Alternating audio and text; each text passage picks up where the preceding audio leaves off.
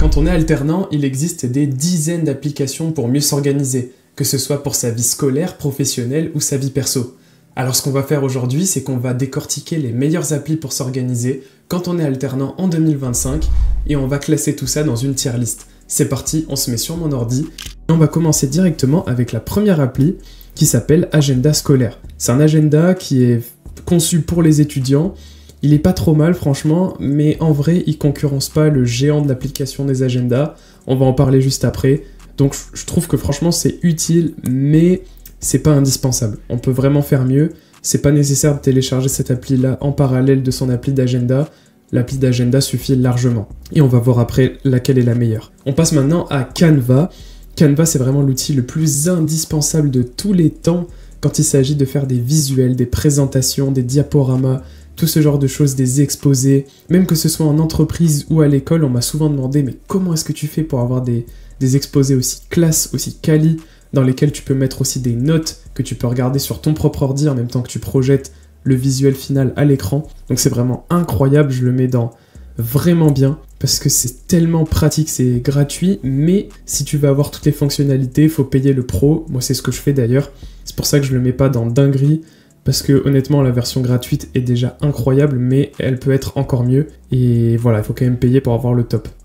Ensuite, on va passer à une appli légèrement différente, ça s'appelle Forest. Comme on peut le voir sur ce petit logo, c'est une petite plante qui au départ est toute petite, et plus tu vas rester longtemps sur l'appli Forest, et plus elle va grandir. Alors tu vas me dire à quoi ça sert? En fait, ça sert à bloquer l'écran de ton téléphone pendant que tu es en train de travailler. Donc tu lances l'appli Forest, l'arbre va pousser au fur et à mesure que tu travailles, toi tu n'as plus besoin de toucher à ton écran. Le but c'est vraiment ça, c'est que si tu décides de sortir de l'appli Forest, ton arbre il meurt en fait, tout bêtement. C'est hyper cruel. C'est pour ça que ça marche aussi bien. C'est vraiment de la... Comment on peut appeler ça? Du chantage affectif. T'as pas envie que ton arbre y meure, du coup tu continues de taffer pour ne pas détruire tes progrès en fait, tout simplement. Donc ça c'est vraiment super cool. Mais j'ai entendu dire que sur iOS maintenant c'est devenu payant. Donc franchement c'est cool, mais c'est dommage que voilà, ce soit plus une appli gratuite pour tout le monde. Sur Android normalement c'est toujours gratuit aux dernières nouvelles. Dites-moi en commentaire si c'est plus le cas, mais normalement ça devrait être ok. Et franchement, je l'ai utilisé un bon moment, j'ai fait pas mal d'arbres dans ma forêt, et ça motive. L'appli suivante, bien sûr, on a commencé à l'introduire, c'est le boss des agendas, l'application indispensable pour s'organiser, quelle que soit sa situation. Même si t'es pas alternant, je m'en fous, télécharge Google Agenda dès maintenant, parce que c'est pas ton vieux Apple Agenda ou j'en sais rien qui va faire la concurrence avec ça. Google Agenda, c'est une frappe atomique. C'est la meilleure appli pour s'organiser, quel que soit le domaine. Tu peux créer des calendriers pour tout ce que tu fais, pour ta vie perso, pour ta vie pro, pour ta vie d'étudiant. Tu peux te mettre des rappels des tâches, c'est magnifique. Tu vois ça sur l'ordinateur, sur la tablette, sur le téléphone. Tu as accès partout. Non mais franchement, je ne vois aucun inconvénient, c'est une dinguerie. Je mets ça tout en haut, c'est le top du top de toutes les applis qui existent. De toute façon, tout ce qui est fait par Google, tu vas voir, il va y avoir des très bonnes notes, parce que Google, ils sont vraiment super chauds. Et justement, la prochaine appli qu'on va analyser maintenant, c'est Google Drive et toutes les applis associées. Que ce soit Google Sheets, Google Docs, Google Notes, bref, toutes les applis liées à Google Drive. Ça aussi, je le place vraiment dans le top dinguerie immédiatement, sans même réfléchir, parce que juste, c'est ouf quoi. Tu peux partager tout avec n'importe qui de façon extrêmement facile. À l'école, en école d'ingé ou même avant en licence, etc. On utilisait tous Google Drive, en fait, c'est juste indispensable. Tous nos rapports sont écrits sur Google Docs, nos tableurs sur Google Sheets. Bref, et moi je prends toutes mes notes sur Google Notes aussi. C'est juste ouf à quel point tu peux tout faire avec ça. Donc je vais pas trop m'étaler, mais franchement, si tu l'utilises pas, je te comprends plus en fait, littéralement. La prochaine appli, c'est Anki. C'est une bonne appli pour faire des flashcards, donc c'est-à-dire des petites cartes qui te permettent de réviser. Lorsque tu es à l'école, c'est assez pratique. Après, en entreprise, ce sera moins utile, mais déjà pour la partie scolaire, c'est pas mal. Après, honnêtement, il y a beaucoup mieux. Donc je vais le mettre dans C'est OK, parce que l'interface est assez vieillot, ça fait pas très fini, quoi. On dirait une vieille appli de Windows XP, donc bon, il y a des efforts à faire, et tu verras après qu'il y a des meilleures applis pour ça. Parce que je le répète, la meilleure façon d'apprendre, c'est de façon active. Ce n'est pas juste en révisant, en lisant encore et encore, en surlignant tes cours. Non, ça c'est de la révision passive. La révision active, c'est ce qui va te permettre de passer un cap. C'est en t'exerçant, c'est en expliquant les choses aux autres, c'est en se testant avec des flashcards, etc. En faisant des cartes mentales, bref. C'est vraiment en pratiquant que tu apprends le mieux. L'application suivante, c'est tout simplement Google Notekeep. Donc Google Notekeep, une appli de prise de notes. Je la mets dans vraiment bien parce que même si c'est ça qui te permet de prendre la majorité de tes notes, et moi c'est ce que j'utilise vraiment au quotidien, il y a vraiment des petites améliorations à faire, je trouve, au niveau de certains paramètres d'accessibilité qui sont pas incroyables. Bref, ça c'est vraiment à l'usage, tu verras qu'il y a certains trucs, tu perds un peu de temps en manipulation, en paramétrage pour que ce soit cool, mais c'est extrêmement simple à utiliser, c'est beau, tu peux faire des jolis paquets de notes avec des thèmes, avec des libellés, je crois que ça s'appelle comme ça. Donc franchement très pratique pour organiser tes études, tes cours, etc. Mais je sais qu'il existe des choses mieux que ça encore pour trier ses notes, et justement on va en parler après. La prochaine appli c'est HabitNow. Alors elle existe aussi sur iOS sous un autre nom, ça s'appelle Things. C'est une appli gratuite qui te permet de suivre toutes tes routines au quotidien.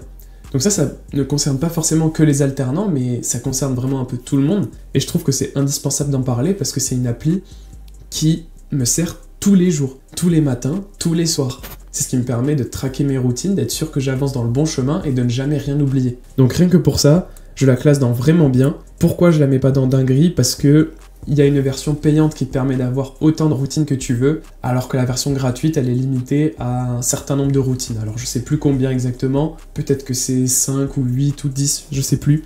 Ça dépend si tu utilises HabitNow sur Android ou Things sur iOS, peu importe. En tout cas, c'est vraiment trop cool comme application. C'est vraiment ultra pratique à utiliser. C'est pas le genre de truc que tu vas laisser au fond de ton téléphone parce qu'il y a des widgets qui permettent de suivre tes routines chaque jour sans devoir y penser. Tu le mets directement sur ta page d'accueil de ton téléphone et tu n'oublieras plus jamais. L'appli suivante, c'est Quizlet. Donc là, clairement, je le mets dans vraiment bien. C'est la même chose que Anki dont on a parlé juste avant, mais en beaucoup mieux fini. C'est des flashcards que tu peux aussi générer avec l'IA. En lui donnant un simple texte, il va te générer tout seul toutes les flashcards avec les mots importants et la définition qui va avec. Donc ça c'est vraiment ouf. Il suffit de balancer tes leçons dans Quizlet et après tu peux réviser de façon active avec plein de jeux qui sont aussi inclus dans l'application. C'est vraiment trop cool en fait. Je te laisserai découvrir ça. Moi vraiment ça m'a permis d'être beaucoup plus chaud en anglais par exemple, parce que la meilleure façon d'apprendre l'anglais c'est de pratiquer encore une fois. Et donc voilà. Pour n'importe quel domaine, je pense que c'est très utile de se pencher là-dessus.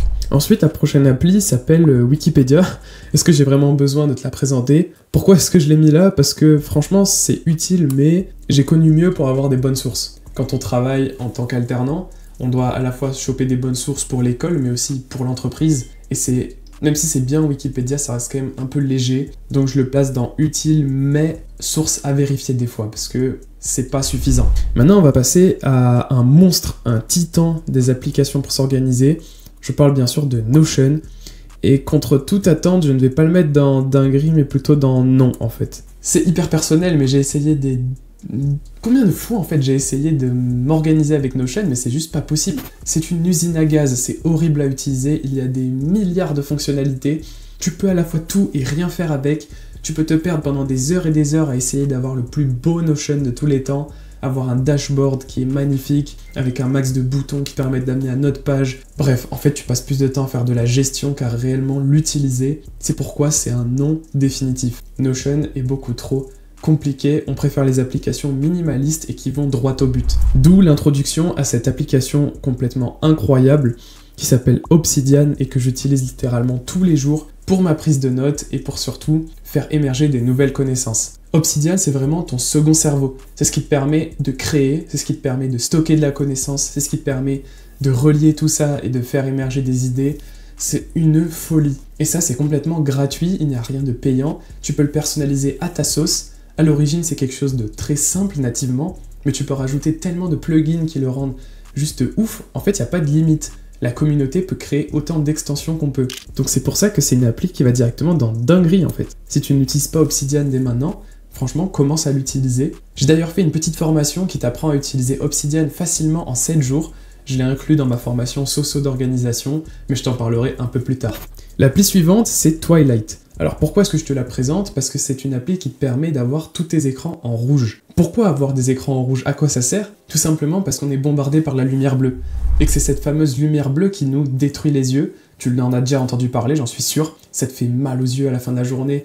Moi, ce qui m'est arrivé, c'est que j'avais les yeux qui piquent, ça faisait trop mal. Et juste le fait de mettre mon écran en rouge, mais ça a tout changé. À la fin de la journée, j'avais plus ces espèces de taches de sang dans les yeux parce que j'étais resté pendant 13 heures sur un écran. Parce que c'est ça la réalité d'un alternant et d'un travailleur de bureau de manière générale, et aussi d'un étudiant, c'est qu'on est très souvent sur l'ordi, on est très souvent sur les écrans, et quand on n'est pas sur l'ordi, on est sur le téléphone. Bref, il faut donc apprendre à protéger ses yeux, acheter une paire de lunettes anti-lumière bleue, mais surtout mettre un filtre rouge. Et c'est donc là que Twilight intervient, c'est complètement gratuit, j'utilise ça sur mon téléphone. Après sur l'ordinateur, tu as déjà des paramètres qui permettent de faire ça normalement, mais sur le téléphone ça n'existe pas, donc j'utilise Twilight et je le classe dans vraiment bien.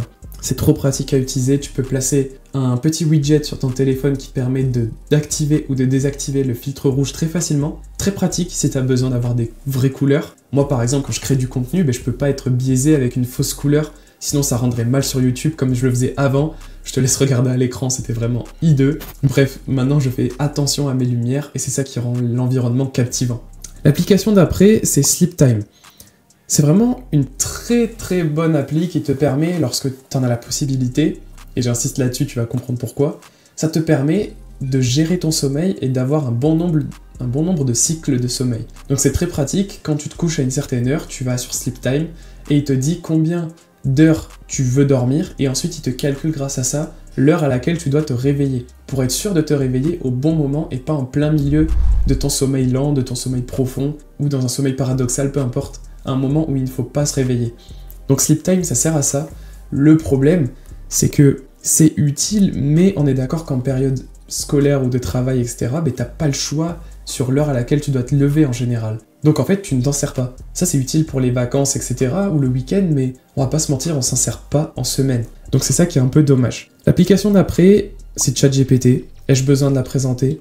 Ai-je besoin vraiment d'argumenter pour te dire que c'est utile? Mais attention aux sources. Attention à ce qu'il te raconte. Si tu lui poses un problème de maths, déjà t'es assuré qu'il aura faux. Ça s'est testé, approuvé par des millions de personnes. En maths, il est éclaté. Mais sinon, dans tout le reste, franchement, il est très bon. Vérifie juste rapidement tes sources, mais sinon, tu peux lui faire confiance presque les yeux fermés à partir du moment où tu vérifies. La prochaine appli, c'est OneSec, une petite extension que tu peux rajouter sur ton téléphone et qui te permet de te bloquer lorsque tu as envie d'ouvrir une application pour perdre ton temps. Par exemple, tu peux la configurer pour bloquer TikTok. Ce qui va se passer, c'est que lorsque tu vas lancer TikTok, il va y avoir une barre de progression qui va se lancer, qui va monter puis descendre au rythme de ta respiration et qui va donc d'une part te rappeler que tu dois respirer profondément et d'autre part qui va te faire conscientiser que tu étais en train de vouloir perdre ton temps. Donc c'est vraiment une très bonne appli. Je la mets dans utile mais parce que il faut avoir l'abonnement payant pour l'utiliser sur plus d'une seule application.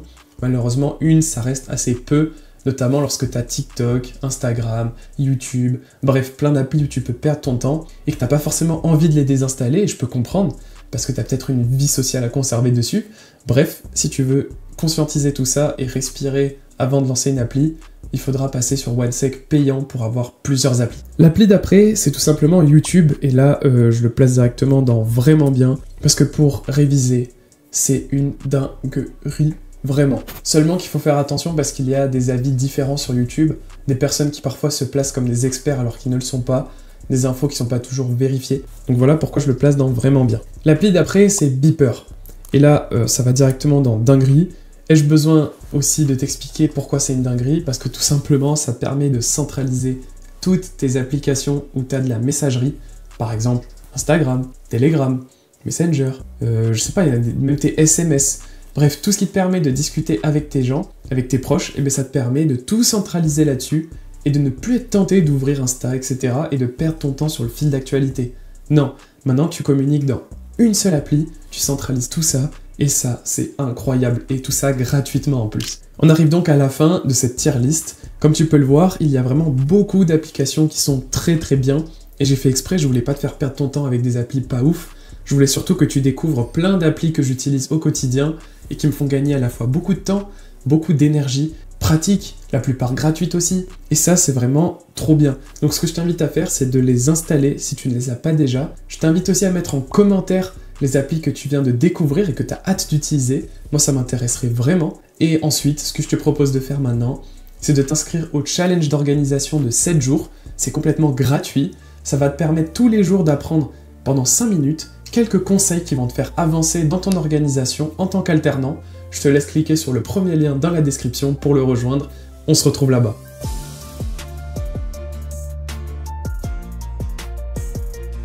On se retrouve là-bas.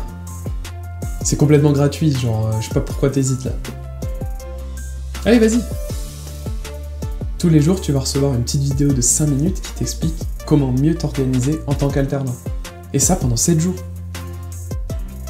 Plein de gens l'ont fait et ils regrettent absolument pas. Allez, vas-y! Bon, tu sais quoi, tu m'as saoulé.